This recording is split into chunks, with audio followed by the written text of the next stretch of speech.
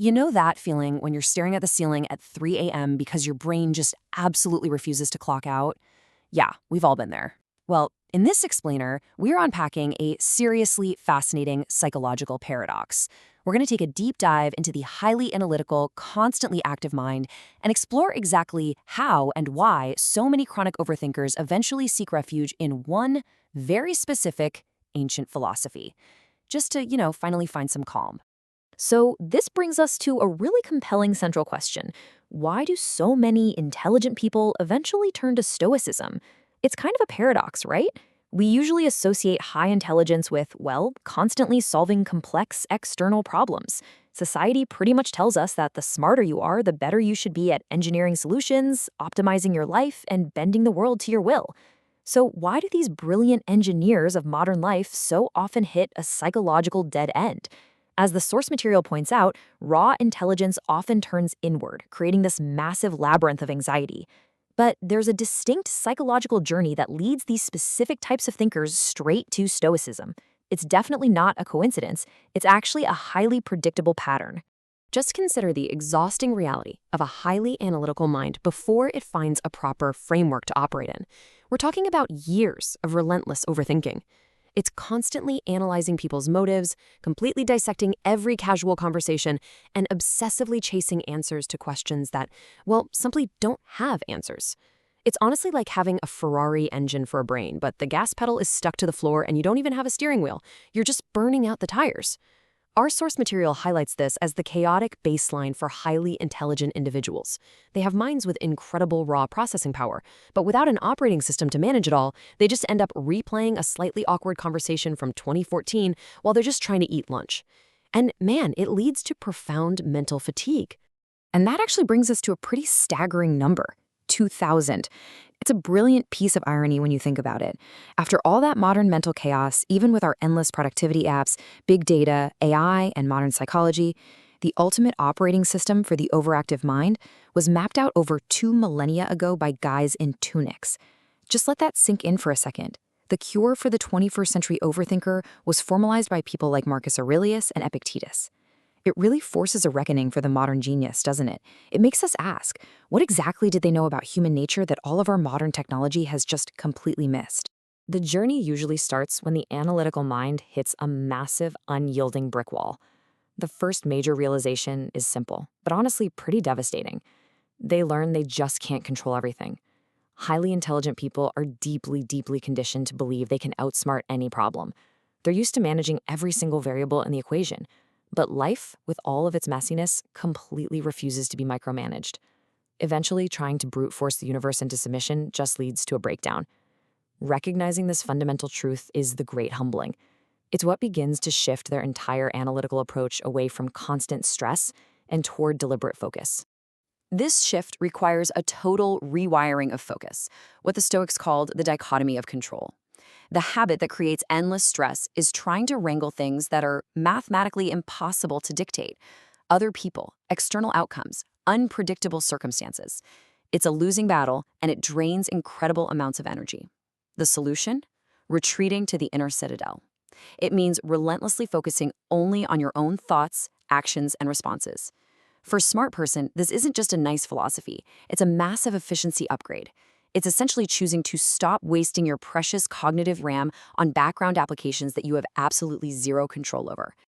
Right, so once you accept what you can't control, the next pillar just naturally falls into place, valuing logic over emotion.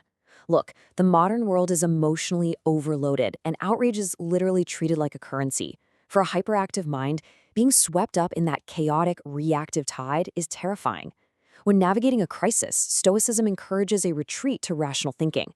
Having an anchor of cold, hard logic during a difficult situation isn't just some nice-to-have philosophical trait. It is a vital survival mechanism against the sheer decision fatigue of everyday life. Make decisions without being controlled by temporary emotions. I really want to let that word temporary sink in here. Because, come on, we have all been there, firing off an angry email at 11 p.m. or making a rash financial move out of sheer panic. Emotions are basically just chaotic weather systems. They blow in, they cause a huge mess, and then they pass. But the decisions we make while we're under their influence, yeah, those can be painfully permanent. Stoicism provides the framework to create a wedge of space between the stimulus and your response. It allows the intelligent mind to observe the passing storm, take a breath, and act on long-term logic instead. The third evolution involves stepping away from the noise of the crowd. They stop seeking validation. As analytical minds observe the world and kind of run the data on human behavior, they eventually come to a very logical conclusion about other people's opinions. They are totally, utterly unreliable. Chasing applause, whether that's literal clapping or navigating toxic workplace politics or agonizing over social media likes, is just outsourcing your self-worth to strangers. It is yet another uncontrollable external variable that leads straight back to endless anxiety. Which leads us right into this concept, building an unshakable internal foundation. Self-respect based on character, not public opinion. If the crowd's approval is fleeting and completely out of your hands, you absolutely have to decouple your self-worth from it. Stoicism teaches that true character is what you do when the Wi-Fi is down and absolutely nobody is looking. And this is incredibly liberating for the chronic overthinker. When you stop agonizing over how you're perceived by the public, you reclaim a massive amount of cognitive bandwidth to focus on what actually matters. When you stop outsourcing your self-worth and putting out all those external fires, you finally create space for what the intelligent mind truly craves: inner peace. Having vast amounts of knowledge might solve external logistics, sure, but as we often see, a super high IQ can actually be an enemy to tranquility. It sees every risk, calculates every flaw, anticipates every single failure. Eventually, the pursuit has to shift. It moves away from merely accumulating trivia or facts or accolades and shifts heavily toward actively seeking quietness in the mind. And this is where the ancient framework really proves its worth. Peace of mind is defined here by practical tools for staying calm in chaos. See, Stoicism is not an abstract theoretical thought experiment for these thinkers. It's not monks meditating silently on a mountain. It is an applied science for the trenches of daily life. Intelligent people gravitate toward it because it provides actual, actionable algorithms to maintain a calm center when the economy, the workplace, or even their own internal thoughts are basically catching fire. Which brings us to the fifth and honestly probably the most difficult psychological leap: they accept reality. This is closely tied to the Stoic concept of amor fati, loving one's fate.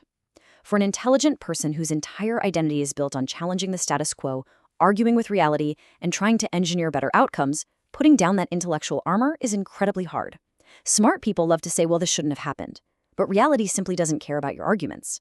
Acknowledging the world exactly as it exists in this very moment is profoundly difficult, but it is absolutely the key to actual freedom. Just think about the sheer exhaustion of wishing things were different. Fighting reality is a massive, totally unnecessary tax on your intellect. It is exactly where the overthinking mind completely burns out. Acceptance, however, isn't about passive resignation. It's not about giving up. It's about accurately assessing the board so you can make your next move. You learn to work with the raw materials you actually have rather than agonizing over the ones you wish you had.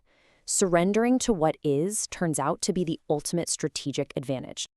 So, we've walked through a massive psychological evolution today, from exhausting overanalysis all the way to liberating acceptance. Now, I want to turn the source material's final question directly over to you. Have you ever practiced Stoicism, or even just tried focusing only on what you can control? Think about the chaotic parts of your own life right now. How much intellectual energy are you burning just fighting reality? What would actually happen if you applied this 2,000-year-old framework today and just dropped everything outside your control? It's a really powerful question to sit with.